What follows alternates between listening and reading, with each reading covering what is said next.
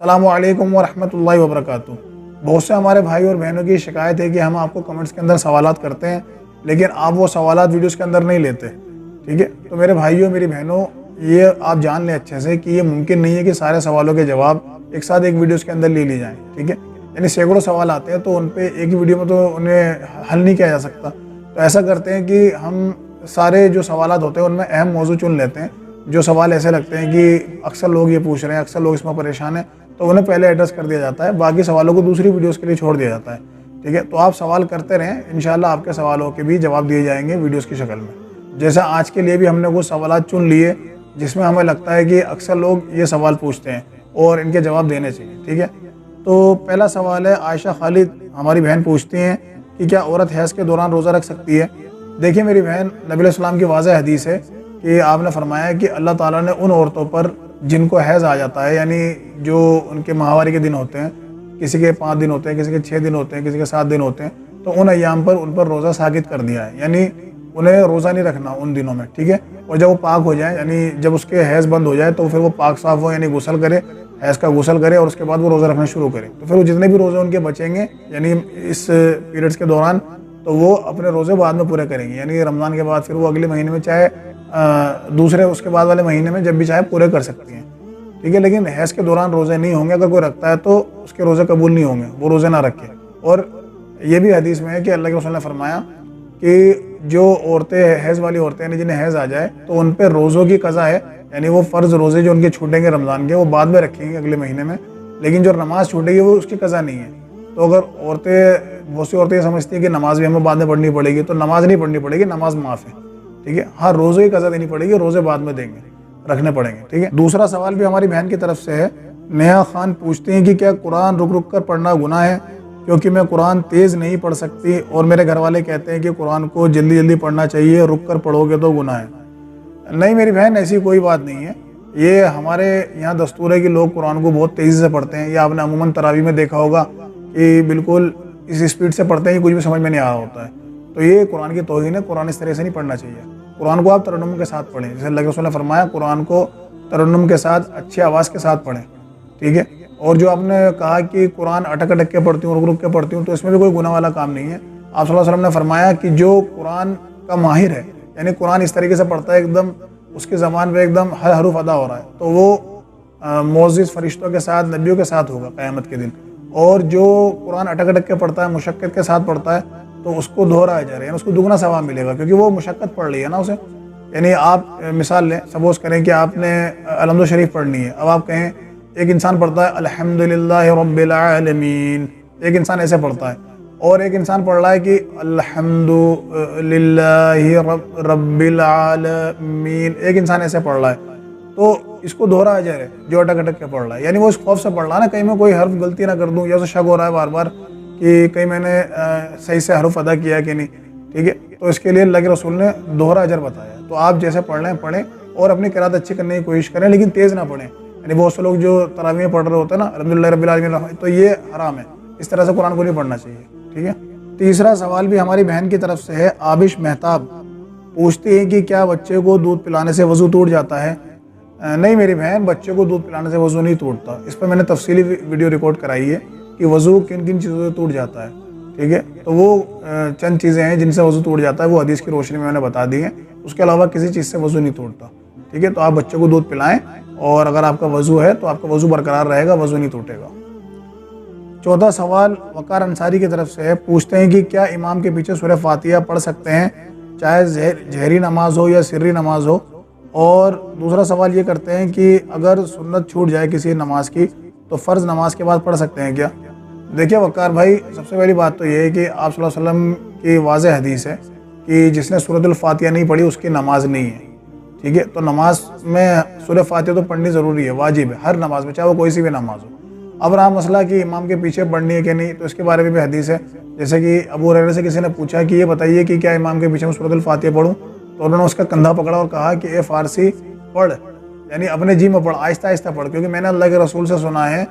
کہ اللہ تعالیٰ نے نماز کو آدھا آدھا بانٹ دیا ہے، یعنی اپنے اور اپنے بندے کے بیچ میں۔ تو جب اللہ تعالیٰ کہتا ہے، یعنی جب بندہ کہتا ہے الحمدللہ رب العالمین، تو اللہ تعالیٰ فرماتا ہے دیکھو میرے بندے نے میری حمد کری، یعنی وہ فرشتوں میں اللہ تعالیٰ اس بندے کا ذکر کرتے ہیں۔ اب اسی طرح اور آگے چلتی ہے حدیث، یعنی اللہ تعالیٰ اس کو رپلائی کرتے ہیں، اس کی بات کا جواب دیتے ہیں بندے کی۔ اب یہ حدیث میں تو آنا چاہیے تھا کہ صرف امام صاحب کہیں الحمدللہ رب العالمین تو اللہ تعالیٰ ان کا جواب دے، یہاں تو آ رہا ہے بندے کے اور اپنے بیچ میں نماز بانٹی اللہ تعالیٰ نے مولوی اور اپنے بیچ میں نماز نہیں بانٹی۔ یعنی حدیث میں تو یہ ہونا چاہیے تھا نا کہ امام صاحب کے بیچ میں اور اللہ تعالیٰ نے اپنے بیچ میں بانٹ دی نماز، تو یہاں اللہ تعالیٰ نے نماز بانٹ دی۔ اور یہ حدیث کب سنا رہے ہیں ابو ہریرہ؟ جب اس نے سوال کرایا کہ امام کے پیچھے پڑھنی ہے کیا نہیں، ٹھیک ہے، تو اس بارے میں ابو ہریرہ نے بتایا، اور ابو ہریرہ نے یہ حدیث کس سے سنی؟ رسول اللہ سے، ٹھیک ہے، صلی اللہ علیہ وسلم۔ تو نماز میں سورۃ الفاتحہ پڑھنی ضروری ہے، اور خود ابو داؤد میں حدیث ہے کہ آپ صلی اللہ علیہ وسلم فجر کی نماز پڑھا رہے تھے، تو ایک صحابی نے آپ کے پیچھے، غالباً ان کا نام عبادہ بن صامت ہے، تو انہوں نے قرات کری، تو آپ صلی اللہ علیہ وسلم نے جب نماز پڑھ لی تو کہا میرے پیچھے کون قرات کر رہا تھا؟ تو انہوں نے کہا اللہ کے رسول میں، کیونکہ صحابہ اکرام کیا کرتے تھے جب قرآن نازل ہوتا تھا نا آپ صلی اللہ علیہ وسلم پڑھا کرتے تھے تو وہ ساتھ میں پڑھا کرتے تھے تاکہ انہیں یاد ہو جائے، ٹھیک ہے، تو یہی سورس تھا ان کا یاد کرنے کا۔ تو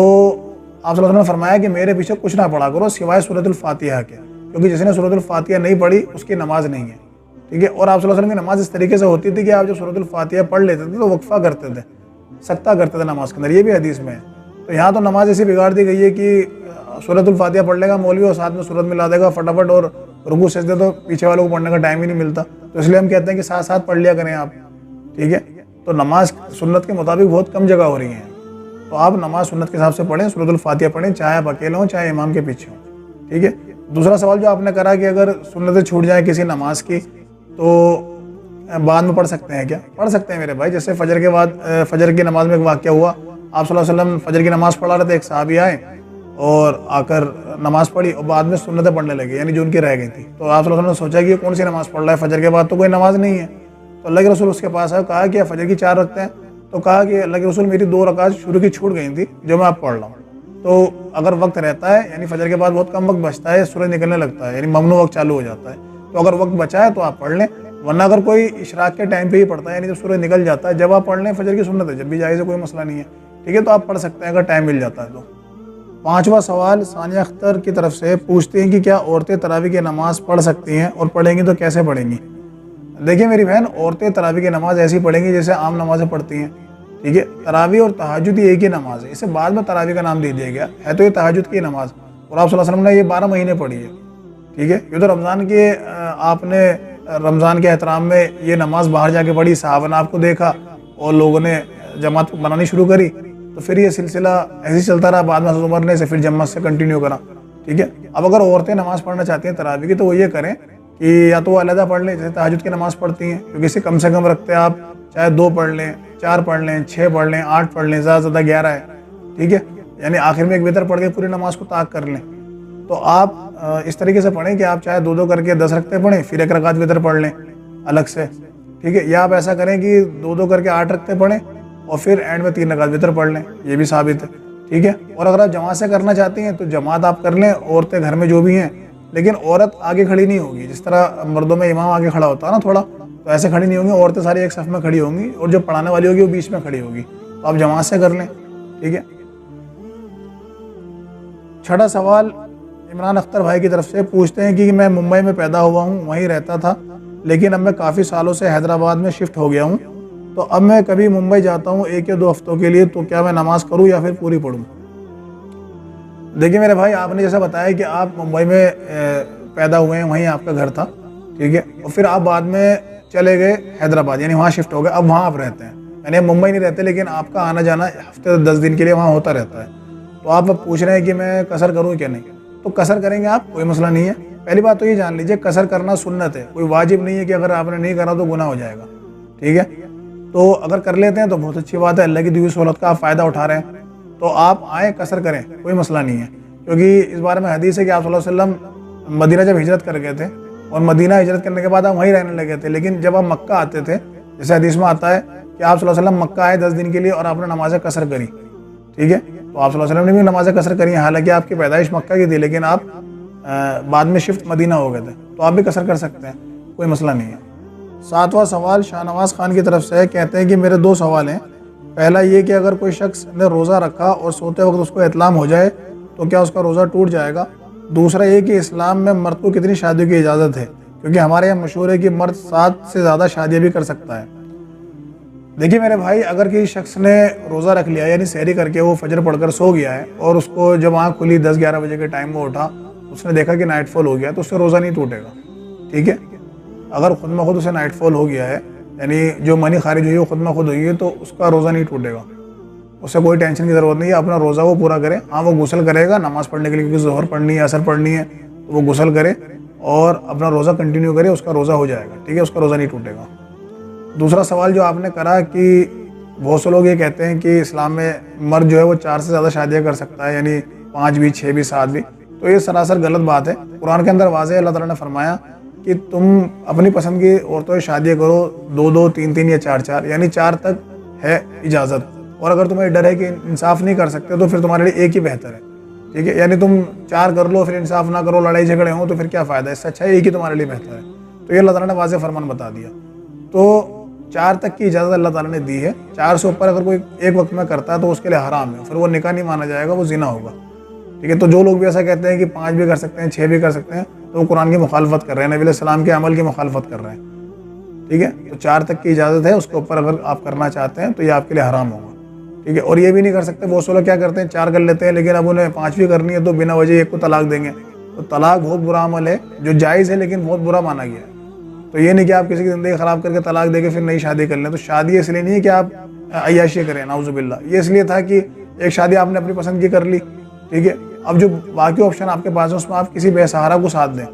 سہارا دیں، ٹھیک ہے؟ یعنی کسی کفالت کریں، کوئی بیوہ عورت ہے اس سے آپ شادی کر لیں تاکہ سماج میں اسے عزت مل سکے، یا کوئی ایسی لڑکی ہے جس کی عمر بہت ہو گئی اور رشتے نہیں مل رہے دہیج کی وجہ سے، جو ہم نے یہ ایک